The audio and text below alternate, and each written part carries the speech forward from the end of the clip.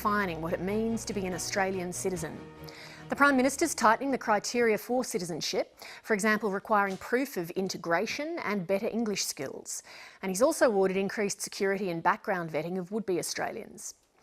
In doing this, Malcolm Turnbull's updating the rules set by John Howard 11 years ago. But is his heavy emphasis on Australian values mostly about shaping future citizens or improving his political stocks? The Prime Minister himself will join me in a moment to answer that question. But first, this analysis from 7:30's political correspondent Andrew Probyn. Let me see, that's football, meat pies, kangaroos and Holden cars, huh? Right! Well, you sure sound like Australia to me. We are! We love football. White bread Australia might have always been a comforting myth. Football, meat pies. Especially when it's now more soccer, falafel, cane toads and Toyota cars. But for Malcolm Turnbull, being Australian is about values. We're not defined by race or religion or culture, as many other nations are. We're defined by commitment to common values, political values. The rule of law, democracy, freedom, mutual respect, equality for men and women. I pledge my loyalty to Australia and its people. The Prime Minister says citizenship has become a largely administrative process. In welcoming our new citizens.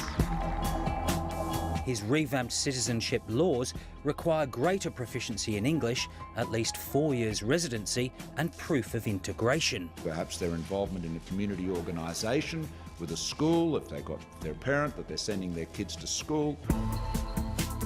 It took a man in an Akubra to cut to the chase. I'm not shy to say that many of our cultural beliefs are based on a Judeo-Christian society, and you've got to accept there are certain things that might be culturally acceptable in other nations that are just not culturally acceptable here.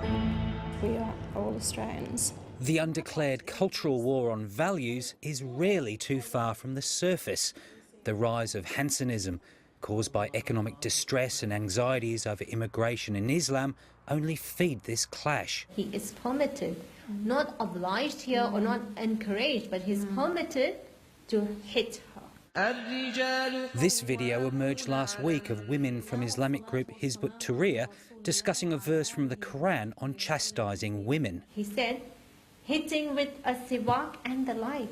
A siwak? Yeah, actually I got a siwak, because I wanted to show that what siwak is. It's a stick, it's a small stick. May I take used for cleaning the teeth. May I have the honour? Of course, yes.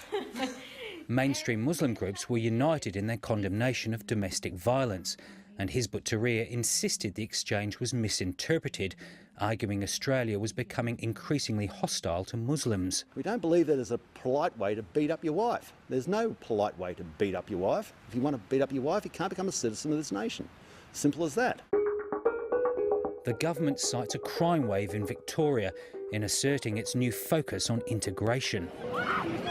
We would ask questions, for example, as we're seeing in Melbourne at the moment, if kids are roaming the street at night as part of gangs in the Apex gangs or elsewhere in cities like Melbourne, whether or not that is adopting an Australian value. Clearly it's not.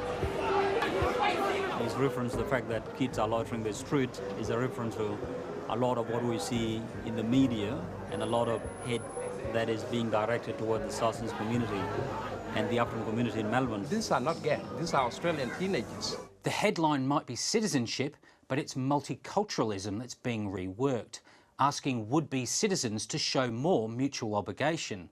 The way it's put, being a tolerant nation doesn't mean Australia shouldn't assert some fundamental principles.